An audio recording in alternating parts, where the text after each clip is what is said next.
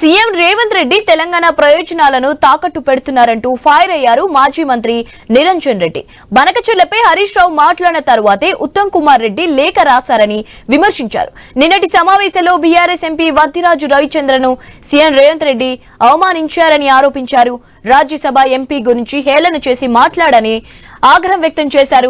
రేవంత్ రెడ్డి ఏమైనా గొప్ప పండితుడా అంటూ విరుచుకుపడ్డారు.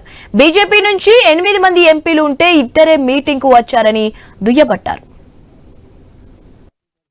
మాజీ మంత్రి హరీష్ రావు గారు పవర్ పాయింట్ ప్రెజెంటేషన్ ఇచ్చిన తర్వాతనే నీటిపారుదల శాఖ మంత్రి ఉత్తమ్ కుమార్ రెడ్డి గారు లేఖ రాసినటువంటి విషయం మనం గమనించాలి. మరి మా పార్టీ ఎంపీ సమావేశానికి హాజరైనటువంటి ఎంపీ వద్దిరాజు గారు హేళన చేసిండు, ఆయనను అవమానించారు ముఖ్యమంత్రి గారు. అందుకోసమే ఆయన ప్రొటెస్ట్ చేసి వాకౌట్ చేసి వచ్చినట్టు సంగతి నేను గుర్తు చేస్తా ఉన్నా. మీకేం హక్కు ఉంది, మీకేం అధికారం ఉంది ఆయన చిన్న చేసి మాట్లాడానికి, హేళన చేసి మాట్లాడడానికి? ఆయనకి ఏదో అవగాహన లేనట్లు, మీరేదో మొత్తం పాండిత్యం మీకే ఉన్నట్లు ఆయన చిన్న చేసి మాట్లాడి బీజేపీ తరఫున హాజరైనటువంటి 2 ఎంపీలను పెద్ద పొగిడి వాళ్ళనేదో ఏదో బీజేపీ తెలంగాణకి ఏదో గొప్పగా ఇచ్చినట్లు, వాళ్ళ వల్ల తెలంగాణకు ఏదో ప్రయోజనం కలిగినట్లు, గొప్పగా ప్రాజెక్టులు సాధించి పెట్టినట్లు, లేకుంటే ఇక్కడ ఉండే ప్రాజెక్టులకు వాళ్ళు నిధులు ఇచ్చినట్లు వాళ్ళనేమో నెత్తినెత్తుకొని తెలంగాణ ఎంపీని మాత్రం అవమానిస్తారు. ఎందుకు? ఆయన బలహీన వర్గాలకు సంబంధించిన మనిషిని.